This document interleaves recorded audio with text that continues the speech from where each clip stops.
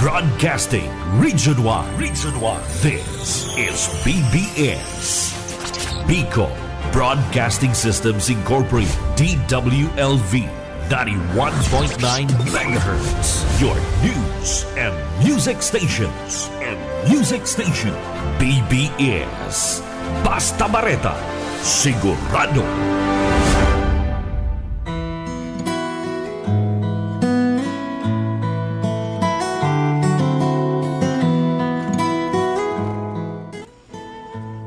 Magandang umaga po sa inyong lahat. Magandang umaga, Bicolandia. Gising-gising na po at tayo po ay magsimula na pong makipag-usap sa Panginoon bago harapin ang buong maghapon. Magandang umaga sa probinsya ng Camarines Sur at magandang umaga dito po sa lungsod ng Naga. Magandang umaga sa lahat po ng laging nakikinig sa radyo dito po sa Biyaya sa Pagkaaga at sa lahat po ng lagi ring nanonood sa Facebook. At magandang umaga sa mga kabubukas lamang ng kani-kanilang radyo at ngayon ang iba ay nag-aantabay na rin live sa Facebook. Sa ngalan po ng Alliance of Ministries of Metro Naga Incorporated, ako po ang inyong lingkod. Ako po si Pastor Luis Bulaños from Jesus Christ to the World Mission, Maharlika Highway, Naga City. Sa loob po ng kalahating oras, tayo po ay sama-samang mag-aaral ng mga aral ng Diyos at sa loob ng kalahating oras, atin din pong makakasama sa technical side si Sir Stephen Pavis. At magandang umaga muli sa inyong lahat. Simulan po natin ang ating araw sa pamamagitan ng pag-alam kung ano ang mga nais ng Panginoong Diyos na ating ipamuhay sa araw na ito. Sige po, sa kaiksian ng ating oras, tayo po ay magsimula na. Simulan po natin ito sa panalangin. Let's pray. Ama naming Diyos sa langit, muli po kaming nagpapasalamat sa buhay na muli po ninyong ipinahiram sa aming lahat. Salamat din po sa kalayaan na mayroon kami ngayon na kami ay makakapakinig at makapag-aaral ng iyong banal na salita. Habang kami nag-aaral, sa lahat po ng makikinig, manunood, ikaw po ang magbigay sa kanila ng kaunawaan upang aming maintindihan ang nais mo sa araw na ito sa pamamagitan ng iyong mensahe. Ito ang aming dalangin, kalakip ng aming papuri at pasasalamat sa iyo, Ama, sa tanging pangalan ng aming Panginoong Hesukristo. Amen. Magandang umaga po kay Ma'am Lourdes Garrido. Magandang umaga din po. At sa lahat pa po ng manunood ngayon at sa mga magre-replay na lang. Kasi yung iba hindi talaga sanay gumising ng maaga. Kaya nire-replay na lang sa oras na kanilang gusto. Ganun pa man, marami din pong nagsabi sa akin na marami pong nakikinig sa radyo. Yung pong aking mga kaibigan dyan sa supermarket, mga baggage boy, mga vendor, mga tricycle driver, at iba pang mga iba-ibang mga lugar, mga kaibigan ko na nagsabi na nakikinig po kami sa iyo sa radyo. Lalo po pag sabi niya, pagka bago namin simulan talaga ang buong maghapon, ay naging practice na rin po namin na makinig talaga, ng mga aral ng Panginoon. Magandang umaga po kay Sir Luis R. San Jose Jr. Magandang umaga din po kay Ma'am Eva Agregado na ngayon ay nanunood. Maraming salamat po sa inyong suporta. Sige po, tuloy na ho tayo ngayong pong umaga. At ito pong ating pag-aaralan ay napakahalaga nito kasi dito po nakasalalay kung mapapaayos o mapapariwara ang buhay ng isang tao. Uulitin ko po, dito sa ating pag-aaralan, dito nakasalalay kung mapapabuti ang ating buhay o mapapasama o mapapariwara. Ano ang ibig kong sabihin? Mula po rito sa unang Timoteo, kabanatang 1, talatang 19. Ganito po ang nasusulat. Taglay ang matibay na pananampalataya at malinis na budhi. May mga taong hindi sumunod sa kanilang budhi at dahil dito ang pananampalataya nila ay natulad sa isang barkong nawasak. Ngayon pong umaga, ang ating pag-aaralan ay patungkol sa salitang budhi.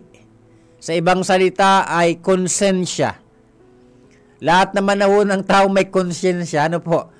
Lahat naman ng tao ay may budhi.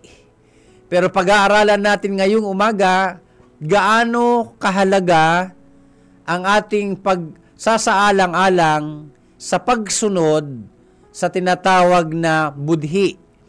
Mabuting budhi. Ito ang konteksto nito nung paalalahanan ni San Pablo si Timoteo na anak niya sa pananampalataya. Ang tinutukoy niya ay ang mabuting budhi. Alam niyo po, ang tao po ay nakagagawa ng kasalanan sa dalawang bagay, sa dalawang paraan. Ano po ito? Una, yung tinatawag nating the sin of commission. At yung pangalawa, the sin of omission. Ano po ang difference po ng dalawa? Ano ang pagkakaiba ng pagkakasala sa pamamagitan po ng komisyon at ano rin ang pagkakaiba ng pagkakasala sa pamamagitan ng omission? Ang pagkakasala po sa pamamagitan ng komisyon, ito yung ang tao ay nagkakasala dahil alam niya na mali ito, alam niya na ito ay masama, but intentionally, ito ay ginagawa pa rin natin. That is the sin of commission. Yung bang sa simula't simula pa lang, binabagabag ka na ng iyong budhi na huwag mo yang gagawin dahil ikaw ay mapapasama. Huwag mong gagawin yan kasi magkakasala ka sa batas ng Diyos. Huwag mong gawin yan kasi masama yan.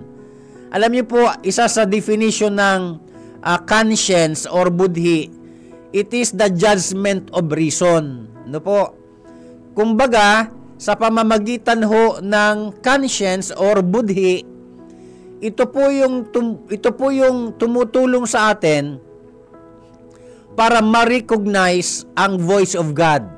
Kasi tandaan ho natin, dito sa mundo may dalawang tinig.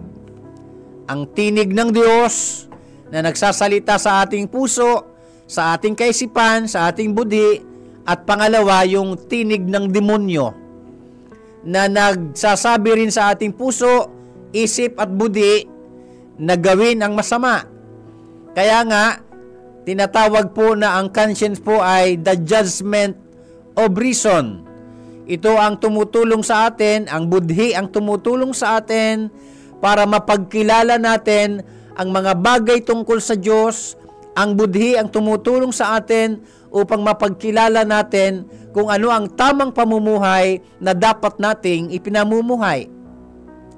Kaya yan ang unang nagagawang kasalanan ng tao, yung tinatawag na the sin of commission. Yung alam mo na sa simula pa lang, kasalanan talaga yan. Pero ginawa mo pa rin. Ginawa pa rin natin. Ang tawag dyan, the sin of commission. Magandang umaga po kay Sir Lauro Rivera San Jose. Maraming salamat po sa inyong panunood.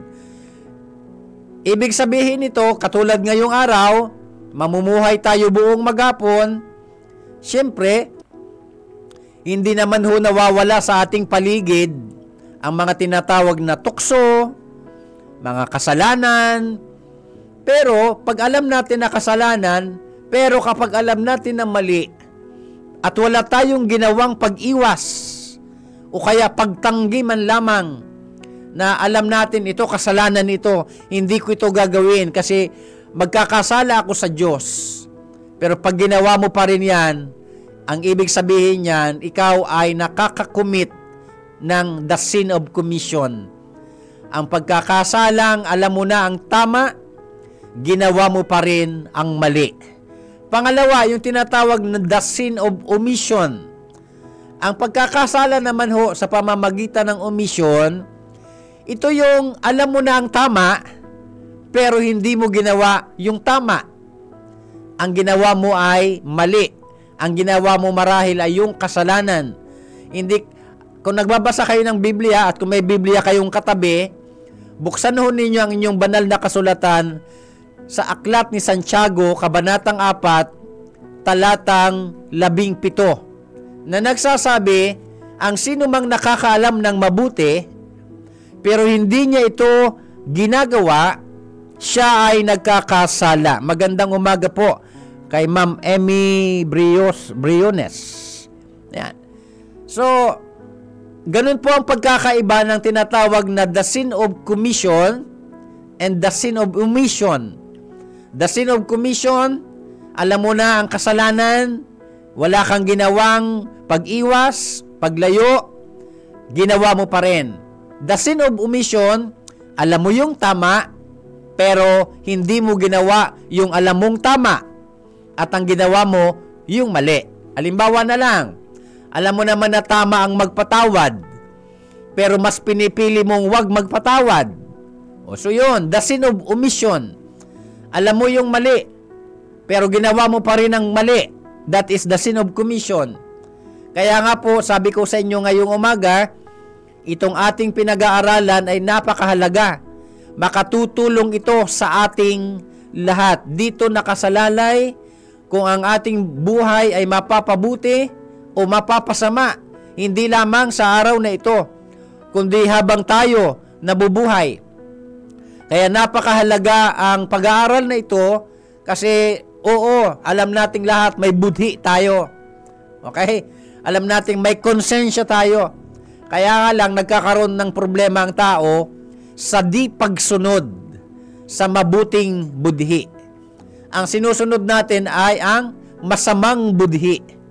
Tandaan natin kung bakit nagkasala si Eva at si Adan, kasi hindi nila sinunod ang kanilang mabuting budhi.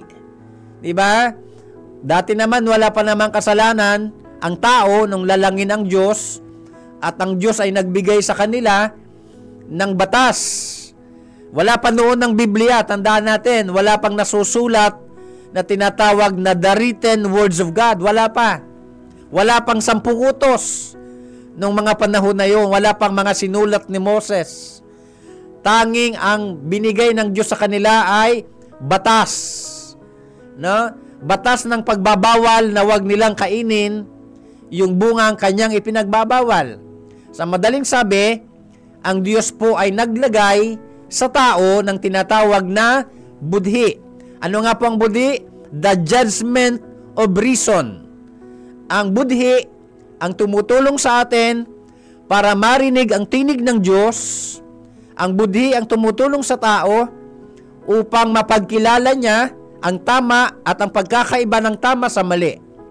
Ang budhi ang tumutulong sa atin para ipakita ng ating budhi kung ano ang tamang buhay at pamumuhay na dapat nating ipinamumuhay. Alam niyo po, mga minamahal kong mga tagapakinig, hindi naman mahirap hanapan ng kadahilanan kung bakit may mga tao na mabuti ang buhay, mabuti ang pamumuhay.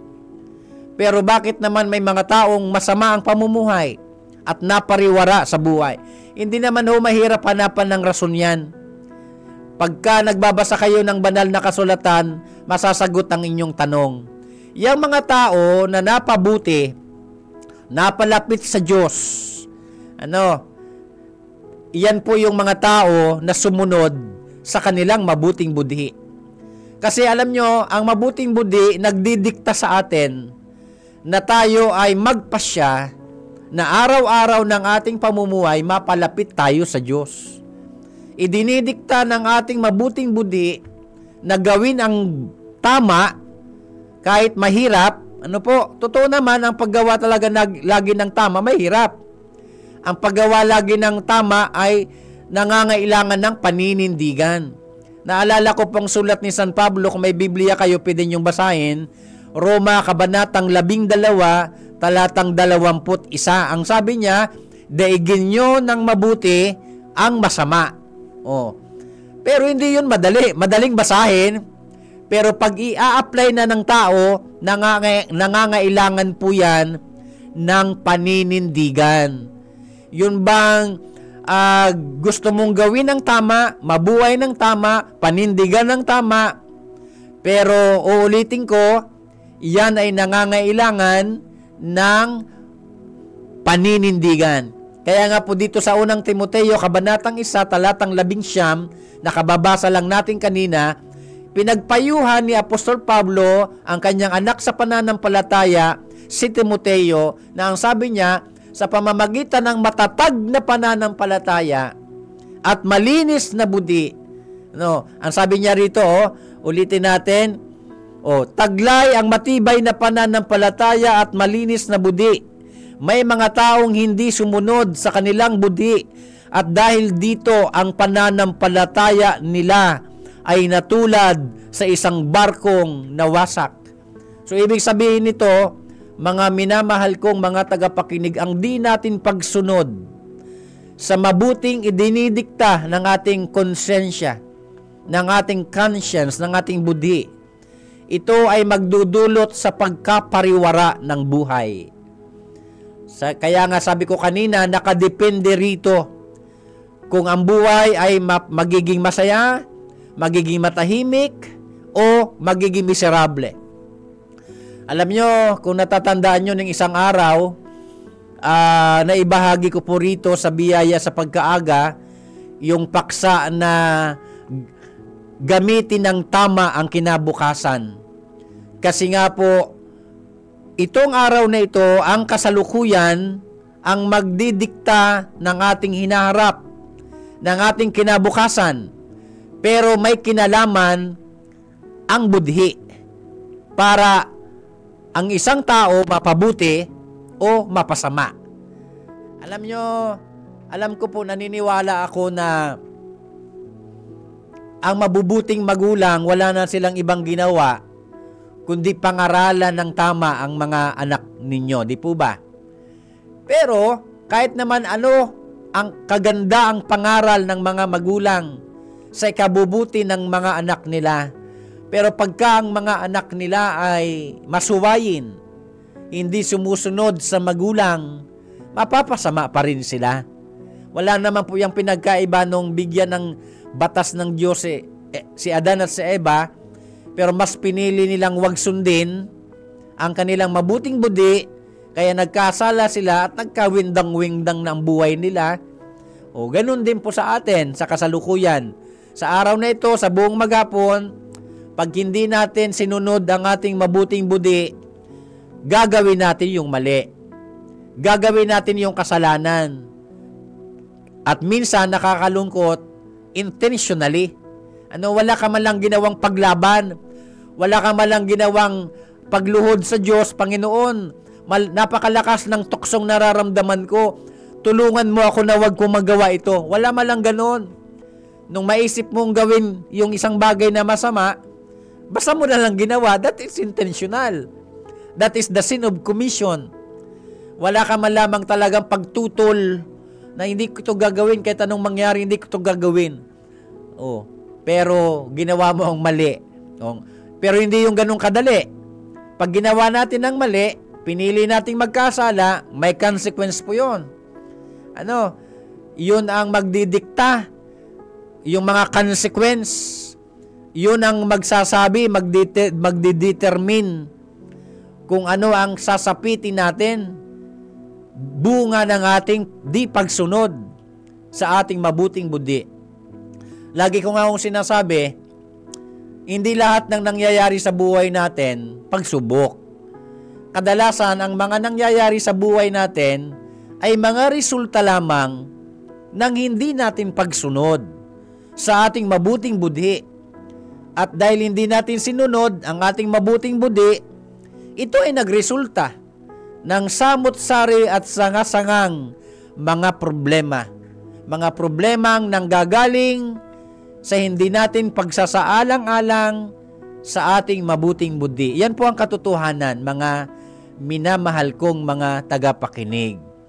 Huwag na tayo maghanap kung sino ang sisisihin, sapagkat kahit pasabihin na may mga taong naging dahilan ng pagkawasak ng buhay ng isang tao, may kinalaman ka pa rin diyan. Kasi kahit may mga taong ginamit para tayo ay masama, kung hindi mo pinagpasyahang huwag maging masama, hindi ka magiging masama. So ibig sabihin, uulitin ko, isa po sa definition ng conscience is a judgment of reason. Ang konsensya po o ang budi ang nagtuturo sa atin na mapagkilala ang tinig ng Diyos o kung ano ang tinig ng demonyo. Ang budi ang tumutulong sa atin para mapagkilala ang pagkakaiba ng katotohanan sa kasinungalingan. Lalo na po sa ating mundong ginagalawan, di ba? Napakaraming ginagamit ang demonyo na akala mo ay mga anghel, demonyo pala.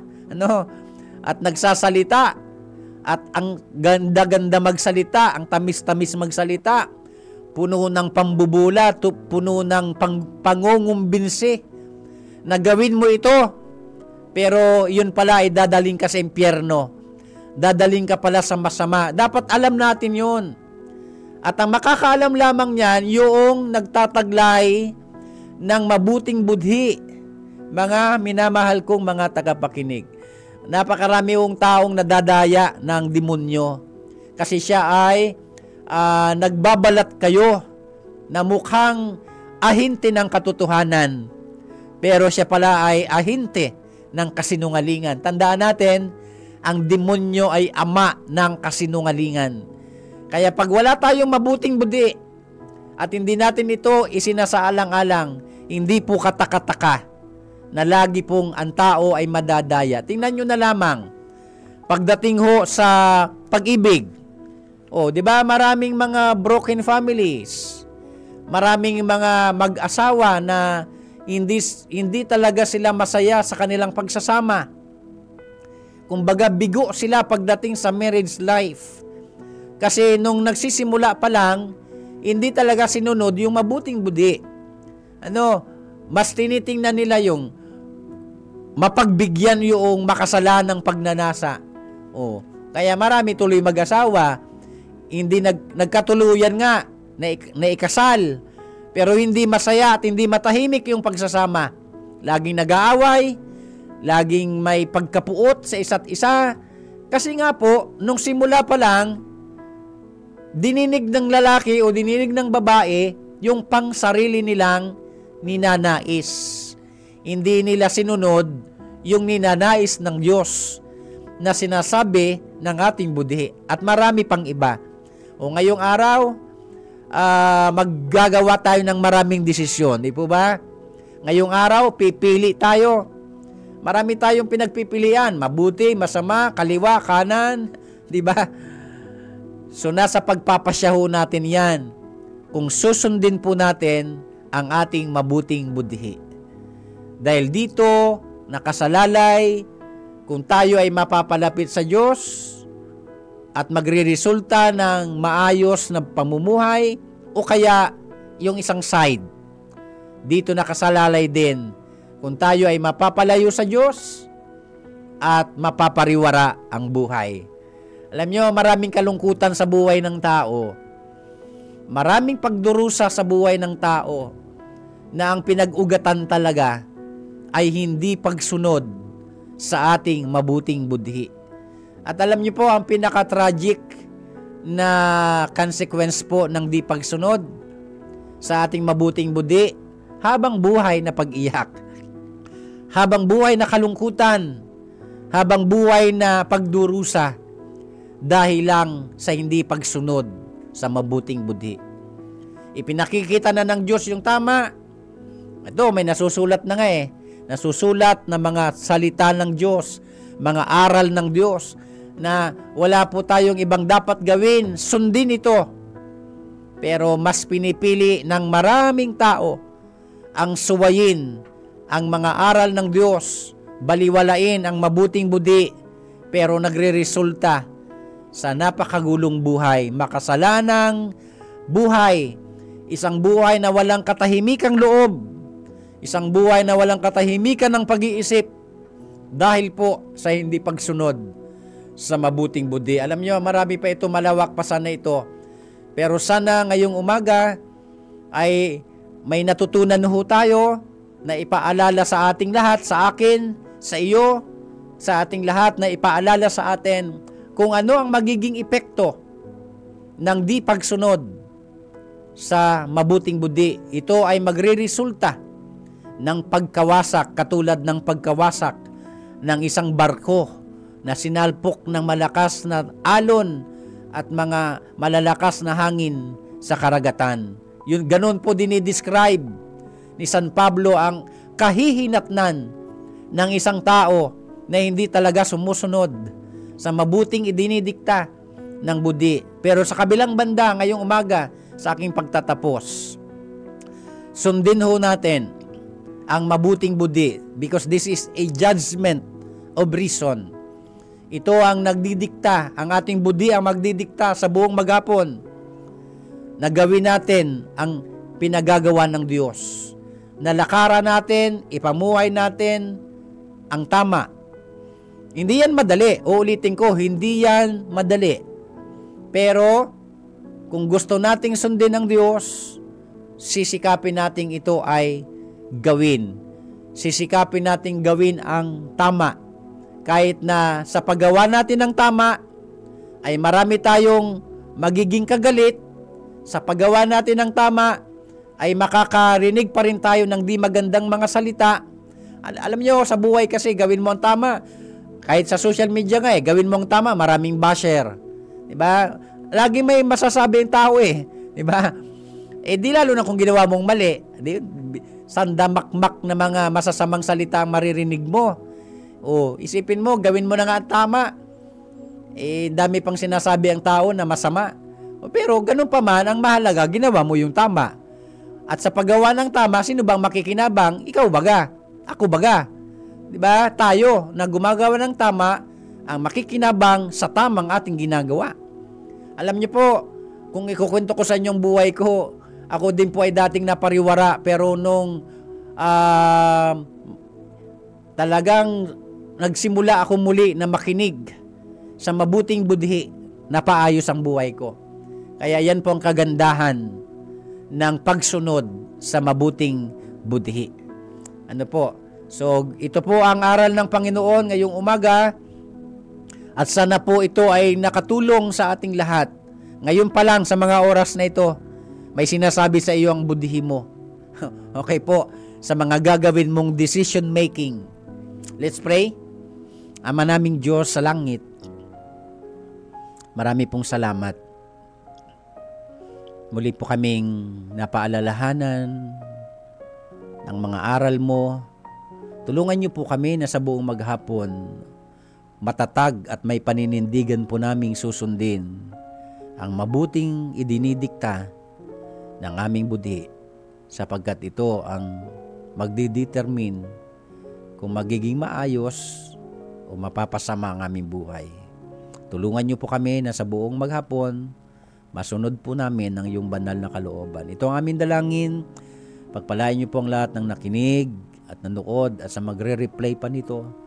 Pagpalain niyo po ang istasyong ito ng DWLV 91.9 FM at ang biyaya sa pagkaaga. Pagpalain niyo po ang buong Villaferte family. Pagpalain niyo po ang lahat ng staff ng station na ito. Salamat po sa iyong lahat ng papurit pasasalamat sa tanging pangalan ng Panginoong Kristo. Amen. Susunod na po ang Kakampi Network News, ihatid ni Sir June Bernas. Magandang umaga po sa inyong lahat. Sino ka mang kaibigan, ano man ang iyong kalagayan sa buhay, mayamang ka man o mahirap, mataas ang pinag-aralan ng mangmang, malaya o nasa bilangguan, ito iyong pakinggan, iyong pag-isipan, at iyong paghandaan. Masdan mo ang mundo at pag nilay-nilayan mo, digmaan ay sumisiklab, himagsikan ay lagana. At sa ibang panig naman na walang kaguluhan, tao'y nagpapasasa sa makamundong gawa.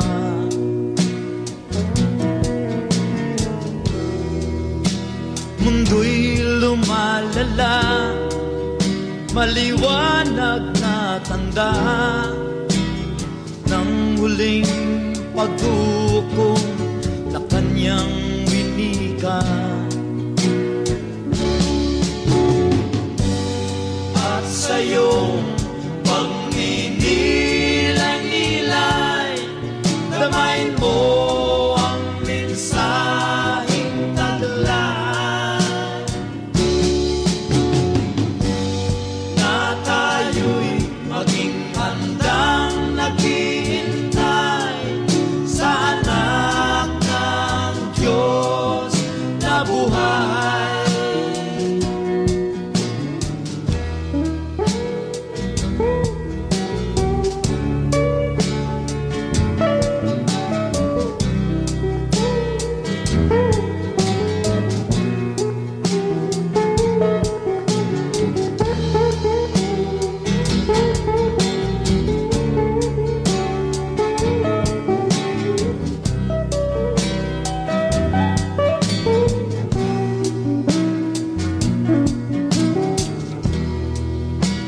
Isipin mo ang BBS FM.